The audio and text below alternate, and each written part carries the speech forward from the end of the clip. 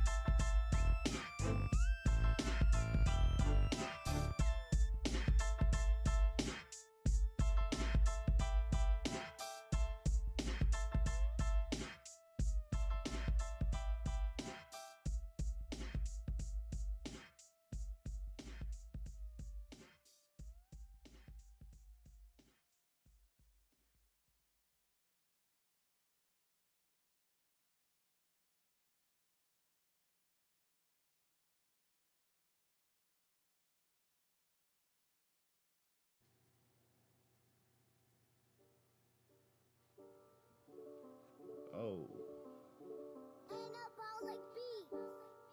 Yeah, about that time, y'all. What's up, America?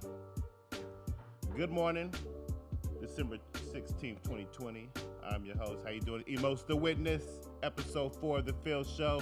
Correction, episode 5 of the F.I.L.L. Show. We here, man. We making some progress. 5 episodes in of the F.I.L.L. Show. F.I.L.L. stand for what the fuck I look like, right? We're bringing you a new show live on Wave 1 Media downtown on Capitol Street. Come down and get you a show. You can catch me here every Monday, Wednesday, and Friday, 10 to 11 a.m. Yo, Malik, let's get that music off, man. Let's get in with some of that background. Let's get into the news. Let's get into the politics. But first, let me kind of dive into first of all, let's get that subscribe button, hit that YouTube. I like my page, notification bar for assassin updates. Again, you can catch me live again on Wave 1 Media, 10 to 11 a.m. We started a little late today because of the weather. We had to get ourselves together. As you know, it's snowing now. We got a little bit of snow this winter season here on December 16th here in the Midwest. How many of y'all woke up with snow all over your car today? Huh? How many of y'all woke up and had to get them cold ankles? Huh? Get that scrubber out and scrape that snow off those windows. And yeah, old man winter is finally here. It's official. Oh yeah. Gotta get up a little bit earlier every morning. But anyway, like I told you, this is a fresh, hot news show, fresh new podcast, bringing you a fresh perspective, kind of a taboo perspective, outside of us thinking about politics and corruption in this country. Like I said, I'm your host, Emos the Witness, and I decided to come out here today and voice my opinion about what's been going on in the world the last 4 years. Frankly, it's been pretty disgusting in my opinion. So we need fresh voices, fresh faces. Although if you walk past Market Street right now, you won't be able to see my face, because I got a mask on. If you're tuning in live on YouTube, you see this little stormtrooper mask, it's for a reason. Because the world is cold. It's hard to speak your mind nowadays, right? So let me be that voice. Let me be that witness. Listen, I'm just a messenger, okay? You have to tell me how I got to this point, right? How did my views get to the way they are? How did your views get to where you are, right? You read headlines, you get told this and that. You get hit with the spin, the mistruths, the half-truths, the dishonesty. You don't know which way's up, which way's down. So now let me be your host. Let me be your guide. I'm Witness Emos. How you doing out there? And I'm going to bring you the hot news, the fresh news, the news you don't hear about. And we're going to see who's percolating and who's peculating, who's feeding us crap, and who's telling us the truth, who's in our corner. Because although we have these various groups, from business to media to politics, from Democrats to Republicans, there's good and bad in each side. These cast and characters aren't who you think they are. So we're going to dive into that. I'm currently formatting a way in which we can not only review the last 4 years of this Trump administration, but we also dive into what happened this election season. How can we get down and figure out what happened with the voter integrity? How can we continue to protect the Constitution? How can we eradicate these rogue judges, right? On both sides. Look, I don't want to sit here and be someone who is impartial to one party. I'm really here to be a referee. I'm sitting here to be, just a neutral guide to calm our minds, because 2020 has been hectic. And this is a long intro, and it's necessary, because this is episode 5 of the F.I.L.L show. Emos the Witness. Come down to Wave 1 Radio or Wave 1 Media. Check out my man Wyatt and Malik, the two hardest working men in the Midwest. Even in the winter, even in the snow, we come on out to serve the public. Give you guys the news as it should be.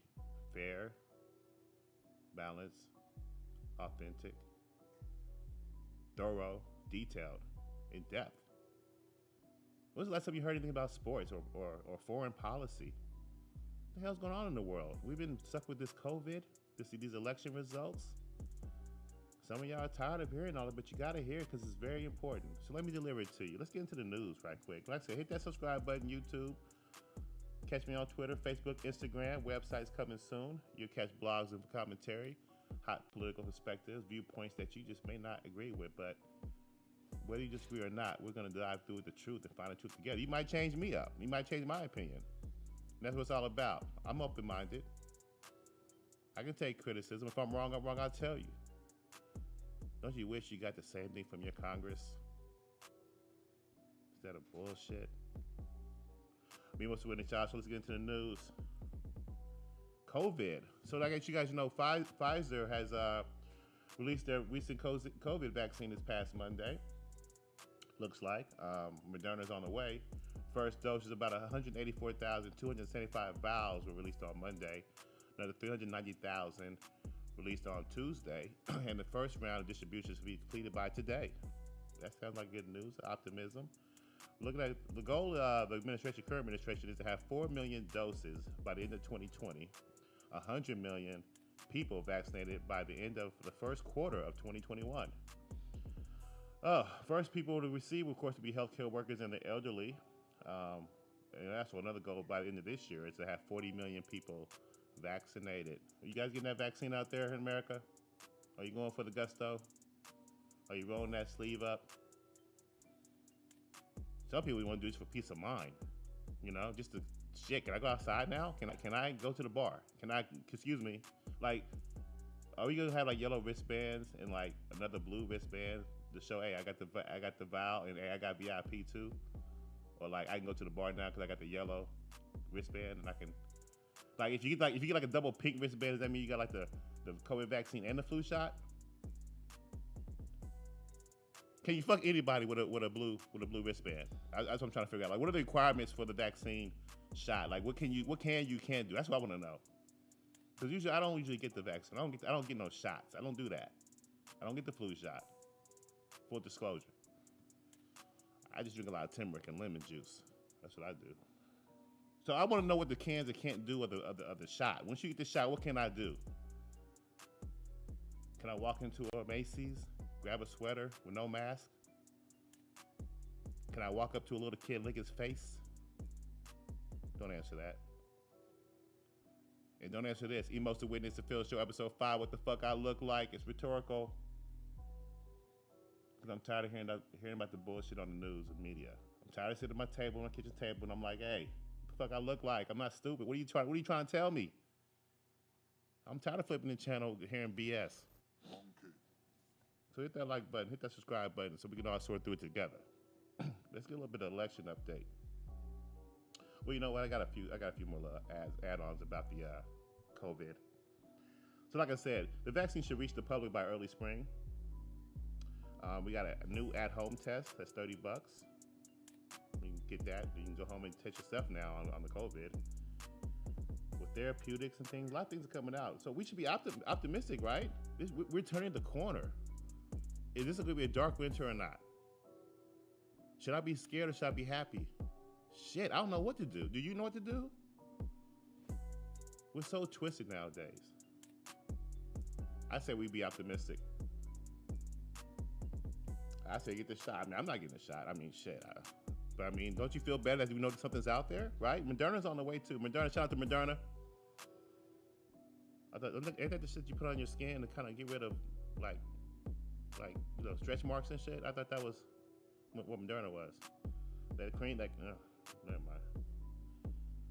But like I said, I mean, but we're scared, right? We don't know what to do. We don't know what to think. We don't know if to get the shot. Because you know why? It's been the whole COVID issue has been politicized from the jump, from January 1st, 2020. I can have a whole show about that, and we will, because it's part of our whole breakdown of figuring out what the hell has happened in the last 5 years. Some argue the president has done nothing. Some argue the president has fumbled it. Look at all the deaths they keep throwing in our face. We're at 300,000 right now. By what they say, about 2,500 a day, this day going forward until whatever, on parallel with some old 9/11. It's so confusing because then I saw a stat that showed that 2.5 million people on average die in America every year, and currently that's what the number is today. So where's the increase in deaths? Like I said, I don't want to spew too much not nonsense, but too much stats because I want to have the articles in front of you and the facts. But the point that I'm trying to make is there's been a lot of confusion, a lot of politicization of this topic. So we have a right to be confused. We have a right to be hesitant on taking a shot. You can't get mad at us if people are fighting back against these confused rules and mandates, and all the while trying to protect our freedoms and our civil liberties. Some people fear when Biden finally gets inaugurated, he's going to say what? Mandatory. I know that word, huh? We hate that word. Mandatory. Mandatory shots? Man. Let's fit up that dark winter, y'all. Let's see if we can make a better society going forward. Let's get into election updates. So as you guys know, the Supreme Court rejected a lawsuit from Texas trying to reject votes from the swing states of Ohio, Michigan, Pennsylvania, Wisconsin to challenge that election results for those swing states that a lot of us feel, a lot of corruption is happening across this whole country, but in those 4 states in particular, a lot of shit went down, right? and all the American people want is a fair review. And as I stated before, I did have a dog in this fight. But going forward, it's not about that. If you give the American people a fair review of the election, and you look up and you say Joe Biden is still the president-elect, hey, I'm happy with that. But if you continue to dismiss cases based on merit, based on semantics, based on not filing on time, based on this and that, and of course the Supreme Court ruled that the state of Texas did not provide sufficient reasoning to challenge the results of those four swing states, and like basically say, who the hell are you, Texas, and tell us why. When the fact of the matter is that you have a lot of outcry, a lot of affidavits, a lot of people all across the country making claims about these results, and they at least deserve a full review by a judge. Now, the window is closing on President Trump. I mean, he has a few currently he's going through a constitutional path to remedy the results of the election. So it may not be timely, or we might be closing on his chances to actually win the election, overturn the results. I'm sorry, excuse me, guys. I got a lot of acid reflux going on here. But as you know, again, the Electoral College voted to affirm Joe Biden as president, so the ship is pretty much sailed. But at the same time, there's still a lot of court cases pending. There's a lot of citizen lawsuits, and Trump and, of course, his personal lawyer, Rudy Giuliani, have decided not to give up. They're going to keep fighting. And the reason why they're doing this is not only to seek an overturn of the results, but also to make sure you document in history what happened on this day, And that's why I'm here. You got to document and record exactly what happened on these, this year. This election season, a lot of cheating went down. And it's already been exposed. We have various articles showing that. We have various lawsuits and evidence to support those things. And what President Trump is doing right now is going back down to the district courts to try to get a ruling from some brave soul judge out there. We're waiting for that judge. Who's going to be that judge that gets that book written about him in the future, huh? Who's going to get that judge that's going to step out and say, hey, I'll take the case, damn it. I'll take the case, damn it. We're waiting on that. We don't know when it's going to happen, but we know that at some point, some judge has to take these cases. They can't go unanswered. And maybe after the inauguration and maybe before. But the point of the matter is it has to be addressed. And that's all we want. So that's kind of what's going on with the election. As you know, Mitch McConnell, he congratulated Joe Biden and Kamala Harris officially. The official vote total is 306 to 232 in favor of Biden. Biden talks about saying it's time to turn the page. And so what would be the ramifications of that if we move on, if of a Biden presidency? What are the cards that the Republicans have left to play going forward? A lot of that hinges on a lot of things. A lot of that hinges on the Senate majority race coming up in Georgia, the runoff races. Woo, that's a big race. That's a very big race because that changes a lot of things, right? Because if the Democrats win both of those races, then they control the House, the Senate, and the presidency. So the Republicans have to win one of those races. Okay. Let's see what's going on in that Senate runoff race real quick. Malik, I sent you a link recently to the chat. Can you pull that look? We'll see a recent poll showing what the current runoff results are. I think that might be in the chat. Yeah, the very last link. Yeah, that one. Let's go and pull that up. As you know, early voting started in Georgia for these two runoff races, and the elections on January 5th. Now you see, as of December 15th, we have Ossoff up 48.2% to Perdue, who is down 47.9% in early voting. John Ossoff is a Democrat, of course, running in the race. In the Georgia Special Senate election, we have Senator Kelly Loeffler against Democrat Raphael Warnock. And we see currently that Warnock is winning 48.4% to Loeffler's 47.4%. Ooh, but here we go, December 16th here. We got another couple 3 weeks or so. Ooh, right now we got Democrats leading. It's not looking pretty good at all for Republicans. But it's early voting. We know Democrats are supposedly known for early voting, even though that Trump was leading in early voting in the elections in all these swing states. But for some reason, I showed you guys that in episode 2, I believe. but for some reason, he still lost. It's amazing how all these House seats can be won by Republicans, how all these state legislatures can be won by Republicans, how Democrats can lose seats, but all the while President Trump loses. That's very strange. And we have all these irregularities that can't be investigated, or we have these scared judges that don't want to review the cases, even the Supreme Court. Where are we at in America? Where's our voter integrity at? Where's our constitutional values? Where the hell is, this is a question I got. Where in the hell is the great grandson of like William McKinley or like Thomas Jefferson? Like where's Thurston Roosevelt? Where them cats at? Like where's Jabroni Lincoln? Like won't they come out and like check everybody? Like why can't they walk through the halls of Congress like, yo, what the fuck y'all doing to the country? Like where's Susan B. Anthony's like little sister? Like where are the real patriots that, you know what I'm saying? Like shouldn't they come through and like stop this shit at some point?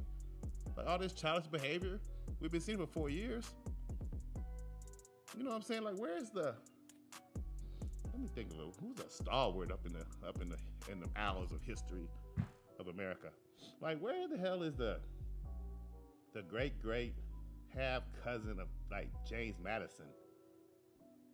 You mean tell me he ain't got off the lazy boy and say, man, hold on, man, I gotta you put me a flight, dear. I gotta go check some motherfuckers up in DC. I know the hell, you know what I'm saying? Like they should be up here. I mean, maybe they are. Maybe they just got different names. Maybe they just be like, we done, man. It's too much corruption.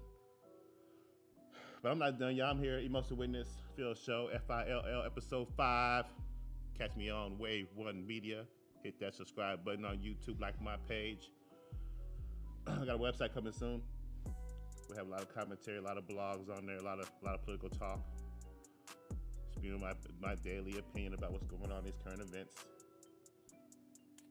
But what's most important, what we must do before that is rewind back. Take a day in history, a day in the life of every day of what transpired the last 4 years. And we're going to cover this election as well, all the way to the end. Because strangely, actually our eyes have been open. We've been actually, if you really pay attention, and we're going to, and the countdown will show you that the current administration, the Trump administration, has been warning about this. They've been watching for these elections possibly happening and going this route. And he was right.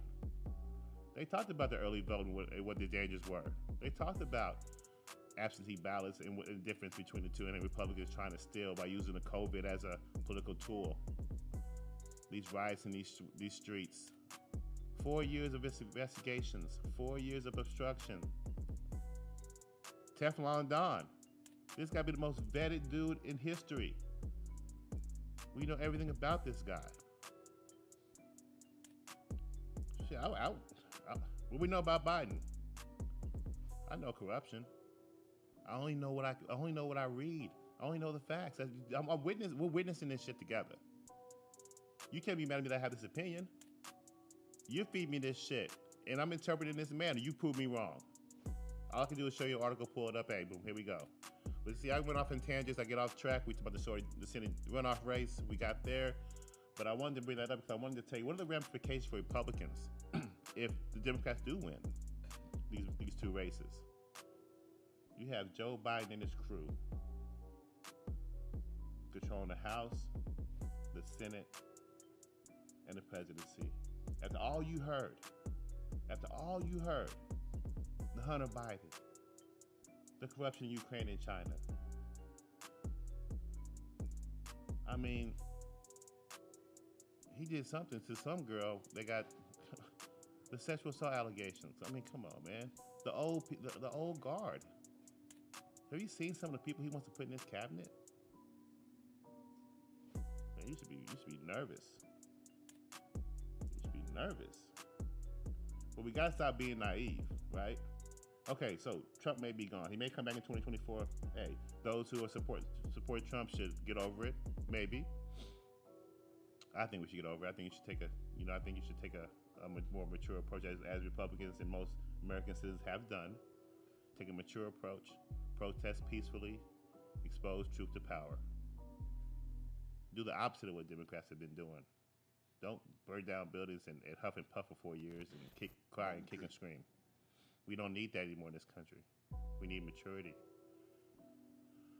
Oh, see, I'm already preaching on my platform. And I'm sorry, y'all. I want to actually get into election updates. And like I said, McConnell, he officially congratulated Joe Biden and Kamala Harris. They are now officially your presidential-elect and vice president-elect of the United States, your current leaders. Republicans, what they got to do, man, like I said, I say take the high road and speak truth to power. And you got to say, hey, boom, open up investigations out the gate. Impeachment, we got to do it. Not to spite, not to get back, but because there's real facts out there, this motherfucker need to be impeached. Have you not seen the email trails? But Hunter Biden wants keys. He wants keys to the office. He wants to continue what he started. Bring that influence into the White House, getting that paper. It's all out there, but it's been suppressed. And that's why I'm here. Like my page, Emos the Witness. Hit that like button, subscribe. Hit that bell for notifications. I'm on Twitter, Instagram, Facebook. Be on Parler pretty soon. Got a Bob and Weed website coming soon. Or you can come down and catch me down here at Wave One Media. Right? Shout out to Malik. Shout out to my man Wyatt. We live, y'all. East Market Street. So yeah. Let's continue. Let's get into the stimulus. Stimulus is also big news. You know, that's coming around the corner. We got that. I think Friday is a big day. I think we'll probably get a good answer on what's going on with the proposals going out regarding the stimulus. You know, I'm just kind of talking. But you know, Malik, let's pull up that article that's from Fox News, from McConnell and Pelosi, both optimistic that a budget coronavirus deal is near. I think that might be the third link. Yep, we'll go with that one. Let's read a little bit of that. That news, see what's going on there. Well, before I get into, let's get into a little bit of general information on that. Like I said, Joe Manchin, this past Sunday, he stated that he's working on a bipartisan bill with Senate Republicans. Excuse me. You know what? I got a skit called Uncle Reggie that talks about why the fuck I keep burping like this and have this acid reflux. And it stems from my childhood. One day I'm going to bring that up to you guys, let you play that article. Let you hear that video, that skit. But anyway, that's a personal thing I'm trying to work through. You know, everybody got to lose that daddy weight. But anyway, Joe Manchin, Senator Democrat Joe Manchin, over the weekend, Sunday, said he's working on a proposal with Senate Republicans on a bill that might get approval from the House leadership, Pelosi, finally, where they're going to split the stimulus bill into two parts. Okay, one to take care, and what the urgent need is unemployment benefits and school funding for COVID and healthcare facilities. The second part of the bill will be split up, maybe be addressed after recess. Will provide state and local government financial assistance and also provide liability protection for COVID businesses. Okay. Trying to pass the first part of the bill before the holiday break. Like I said, Speaker Pelosi appears to be on board. Thank you. I mean, I know your ass is about to be out of office pretty soon, finally. But thank you for finally being on board with something. And of course, she's on board, and she's been quoted saying she's on board because Trump is on the way out there. So this whole COVID thing has been a political game for most Democrats, and we'll get into that. Like I said, the COVID topic is something that deserves his own show, his own episode. Because, like I said, it's been heavily politicized, and I got hella examples to show that, and that gives you hella reasons to be worried about taking that shot, right? But we'll get into that in another episode. So,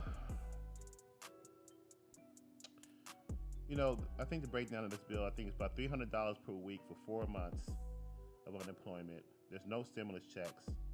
We have an April 1st extension of student loan forbearance. We have eviction protections for renters through January 31st. $16 billion for vaccine distribution and testing. And I think $82 million for funding education, if I read that correctly. Right now, Senator McConnell, Republican lead, is currently backing the $916 billion bill that's going to be introduced by Treasury Secretary Steve Mnuchin. That currently is offering $600 per check per person, $1,200 for couples, $500 for dependents. Um, so we'll see what happens. We know that's the President Trump actually wants a larger bill that includes more stimulus money than the previously been awarded to. We've been waiting 8 months. We'll see what happens. Um, Senator Hawley and Bernie Sanders actually want to introduce a standalone bill or a separate bill that does provide stimulus checks to the people. And they say it's imperative, and if they can't get attached to one to the funding bill or the current COVID bill, they'll seek a separate bill, but they'd like to see it attached, but they're going to keep harping on that. So we'll see what's going to happen between now and Friday, end of the year. But it looks like they're trying to pass at least a section of the stimulus package by the end of the year, and then continue on with the second half after recess. So we're at Emos with us. We'll keep you posted on that as well. So let's read that little article. Let's get some actual article reading on that. So Senate Majority Leader Mitch McConnell voiced optimism for deals in both the general spending and the coronavirus stimulus Tuesday night, after he and other congressional leaders ended their talks for the evening. Lawmakers face a Friday deadline of passing a spending plan to avoid a government shutdown, and are also seeking an accord to provide aid, both to small businesses hampered by the coronavirus-related disruptions and to millions of Americans who have lost their jobs during the pandemic. Now, McConnell told reporters on Capitol Hill that Republicans were getting closer and closer to an agreement with top Democrats Pelosi and Schumer. We're making significant progress, and I'm optimistic that we're going to be able to complete an understanding sometime soon. That's at 10 p.m. Tuesday night, looks like. So they're hard at work. We'll see what happens. Monkey. We'll see what happens. So let's move on from that and think of some more news. So, yeah, we heard about William Barr resigning. For CNN, William Barr, there's been a William Barr resignation. Let's pull that article up and see what we got going on. Now, William Barr, for me, man, he's an odd character to me. I don't know. I mean, he's very smart gentleman. I actually enjoyed watching him on the Senate confirmation hearings. I enjoyed him, kind of speaking again. A lot of these Democrats, when they, on Capitol Hill, when they're doing these Senate hearings, they're seeking to embarrass, the witness or whoever's up there being summoned, in order, get political points, get those taglines and news headlines, and get shown on 60 Minutes or something, or your local news for the day. So they want these moments when they. But William Barr is very astute at where he answered his questions at the Senate hearings, various topics, including election reform and investigating of the presidency. He did a really good job in those hearings, but he just didn't do a good enough job in investigations. We always want more, but if you look at it, I mean, you just now telling us that you guys are investigating Hunter Biden. You guys tell us after the election, where 33% of the people said they would have a different opinion on the election or voted differently if they knew about this investigation and all these claims of corruption. But yeah, you don't tell us that you guys are in an 18-month investigation deep into it, and you don't tell nobody. The only person you guys actually charged in the Russian investigation is Klein Smith, who of course fabricated emails to make it appear as Trump was working with the Russians. But that doesn't get a lot of highlight, does it? It doesn't get a lot exposed to the media. You don't hear much about that. It just, not only that, he cut down to a lesser charge. They let him cut down to a lesser of the criminal platform of those charges, criminal platform for those charges. Excuse me. So it's a dirty game. You gotta wade through. We gotta weed through it all and find out who's good, who's bad. Who are the cast of characters that are on your side. Who's percolating? Who's peculating, right? And we go dig into all that. Right now, looks like William Barr he's out the door. We have Mr. Jeff Rosen stepping into the spotlight. Let's read this article and kind of see who Mr. Rosen's all about. Jeffrey Rosen, set to take over as acting attorney general next week, is an unknown quantity in the Trump White House politics, even after serving more than a year as the number 2 to William Barr, the especially vocal and controversial public face of the Justice Department. Now, with Barr's December 23rd departure nearing, Rosen will lead the Justice Department for President Donald Trump's final month in office, putting the former corporate lawyer in the middle of what may be a political dust storm created by a lame duck president who still refuses to concede and has made clear he wants his opponents persecuted or even jailed. Now, see, that's now you can have you want to take it, right? I mean, he's been persecuting and investigating, the investigators of the Russian case for the last 4 years, but he hasn't really made much headway because there's been a lot of obstruction involved. So it's not really about a lame duck president trying to settle some scores. This is actually true justice that's been going on for the last 4 years. That's trying to be supplanted and stopped by the incoming administration. And luckily, Special Prosecutor Durham has for a 4-year tenure on this investigation. Hopefully, it won't get squashed down. But American people are looking for truth. Look for history to be documented on what happened in 2020 and what happened in the last 4 years regarding investigations. So we're gonna see you're gonna see a Biden presidency trampled with investigation and inquiry that's warranted.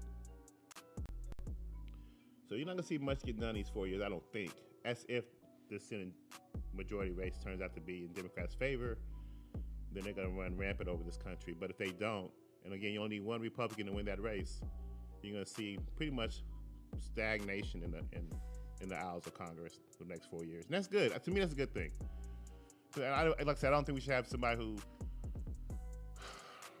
honestly, what you're gonna see is this Biden needs to be investigated for 4 years. I mean, it's necessary because there's too much evidence out there. We almost need to, hey man, we don't need you corrupting any further until we look into all your shit. Now you may be president for now, but we need to make sure that we check you all the way out. So there's a lot of investigation going on for Mr. Old Cadaver, Botox Biden, the walking cadaver. Because right behind him is Miss Kamala Harris. So like I said, I mean, once he's, like I said, I mean, Trump has a slim chance. We're gonna see what's happening with these electoral results, and we'll see what happens in the halls of Congress. But it's gonna be fun. It's gonna be fun next few months. And we're gonna see what happens going into next year regarding the election. So we'll keep you posted on that here at the Emos Witness Show, the F.I.L.L. Show, F.I.L.L. Fuck I Look Like. Episode 5, we're here live every Monday, Wednesday, Friday, 10 to 11 a.m. Wade One Media. Come down here and get you a show, y'all. Like my page, hit that subscribe button on YouTube, Twister. Yeah, he flows. Twitter, Instagram, Facebook, Parler. You can catch me out there, you guys. So, let's get an update on Eric Swalwell and Fang Fang. You know what's going on with Swalwell and Fang Fang? You gotta know about Swalwell and Fang Fang.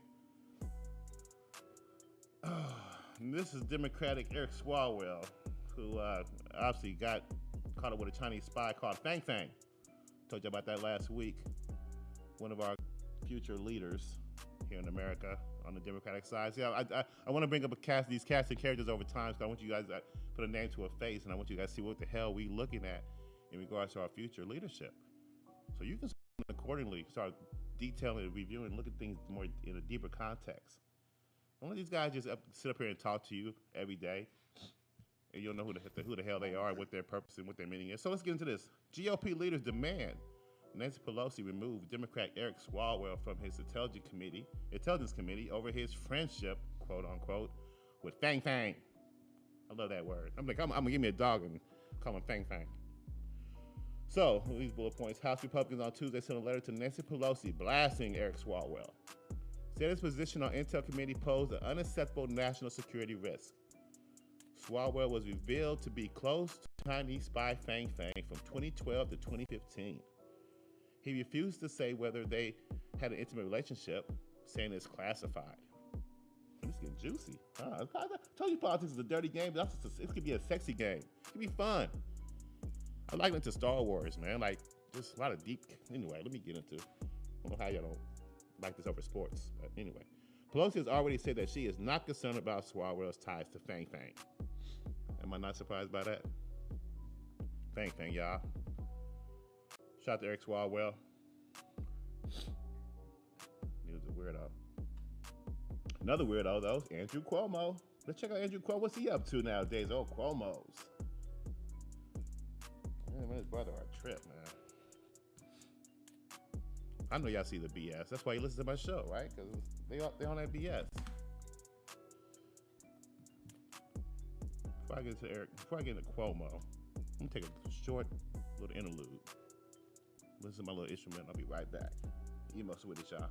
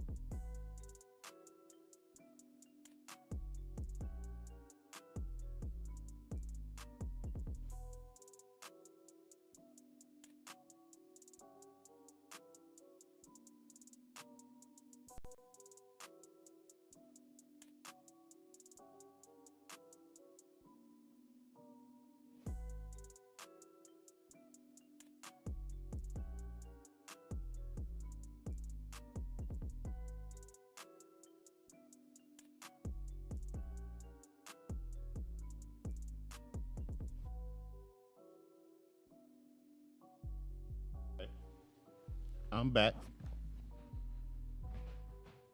Where was I? Oh yeah. Dick face, Cuomo. So yeah, like I was saying about Andrew Cuomo, y'all. Look at this article here. My man, I'm sorry, I didn't even call him Dick face. Ass face Cuomo. Keep getting my words mixed up. Currently is being charged with claim of sexual harassment. You know, I bring out this dirt because no one else does, right? And I gotta be fair and impartial because I know that there's some Republicans that do some dirt too. And we will talk about those clowns as well. Like I said, I don't try to champion either side. I just try to give you guys the truth and let's be witnesses together. Let's figure out this world together. Let's sort it all out so we can make the right decisions going forward when it comes to these elections, state, local, and nationally. Okay? Let me see here. So like I was stating, Andrew Cuomo here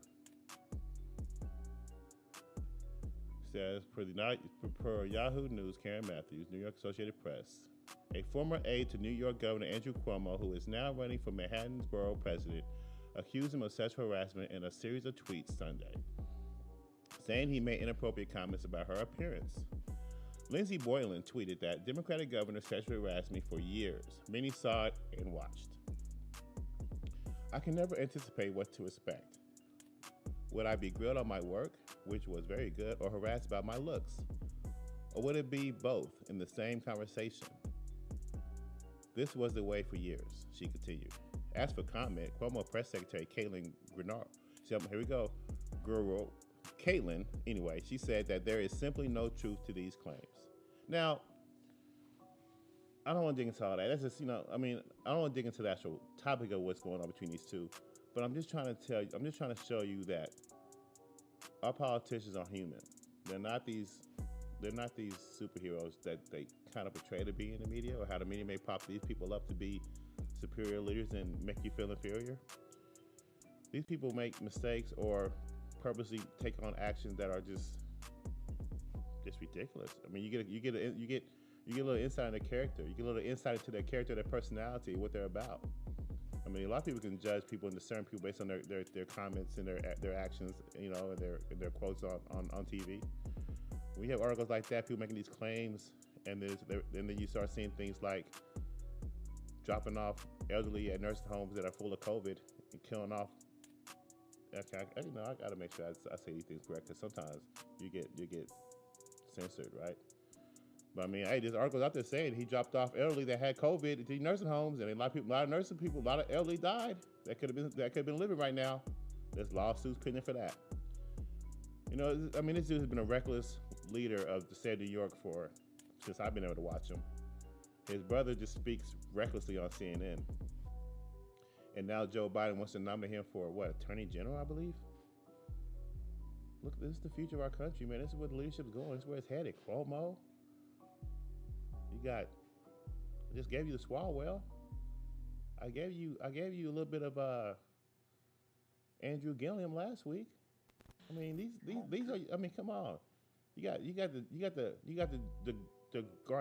gigantic chipmunk and Stacey Abrams down in Atlanta rigging elections. These are your former hall monitors in high school, y'all. These are the ones that were telling on you. They were telling on your ass with the blowhorn in the hallways if you was late.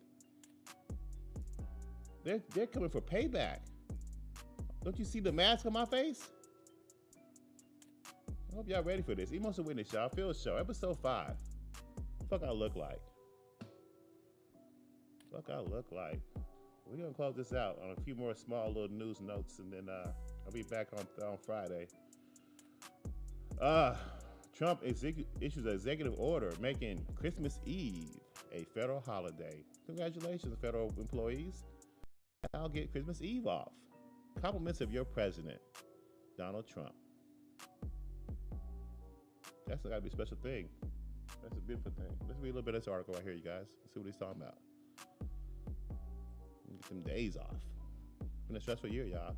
Most federal employees will get a full day off with pay on December 24th under an order from President Trump that follows a tradition of presidents excusing employees for work on a day when Christmas. Let me read that over again. Excusing employees from work on that day when the Christmas Day federal holiday falls on a Friday. All executive departments and agencies of the federal government shall be closed and their employees excused from duty on Thursday, December 24, 2020, the day before Christmas Day, the order says. Like similar past orders, the directive gives agencies discretion to require that certain offices remain open and that certain employees must work as regularly scheduled for reasons of national security, defense, or other public need. The past practice has been that those employees generally will be entitled to pay add-on called holiday pay, which doubles their salary for the day. So that's a good thing. I'm glad that we can not only give people Christmas Eve off, but also we can say Christmas multiple times in this beautiful article. I don't see any happy holidays. I don't see any Karens or any nervous Nancy's checking the fact checker or fact checker checking me for not saying happy holidays. So Merry Christmas, y'all. That's some good news for y'all. And we need that news, right? Because the next article that I came across from Business Insider, 27% of teachers are thinking about quitting due to the pandemic. Let's get into this. You know, like I said, vaccines is here. Help is on the way. Depending on what you believe and how you want to take it. But I think we should be optimistic, y'all. I mean, it's just tough, isn't it? You turn your neck this way, they cancel sports. You turn your neck this way, we got a vaccine, we got operational warp speed. Things coming around the corner in massive record timing. But yet, you know, we got 300,000 deaths, even though they told about 2 million will happen back in January of 2020. I think we have to keep things in perspective. You know, we accomplished a lot in 2020. This president has accomplished a lot in his 4 years, despite the investigations. But we can't talk about that, right? Let's keep it going. So yeah, like I said, this article is talking about, you know, just pretty much teacher stress, right? Monkey. Teachers are working longer, facing even more financial strain, and considering leaving their jobs as the pandemic pushes educators to the brink. Man, let's get into this. Just the bullet points. I don't want to bore you. Teachers have long faced financial hardships associated with the profession. They are paid 20% less than careers with similar degree requirements. The Economic Policy Institute found, and have difficulty repaying student loans, according to Horace Mann. But since the outbreak of COVID-19 pandemic, life has gotten harder for the educators. 77% of teachers are working more this year than last year, according to a survey of thousands of educators. But money has been even tighter than usual, says a survey. The result? More than a quarter of teachers surveyed said they were considering quitting or taking a leave of absence, which would compound an existing shortage of teachers. So we gotta save the teachers, y'all. I really think teachers should get paid like doctors, in my opinion. I think we should treat them, we should hold them in high regard. We should get all the politics out of college. We should speak up and promote more vocational training.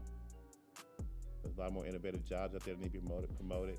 Blue collar jobs that pay high salaries, alternative ways of learning.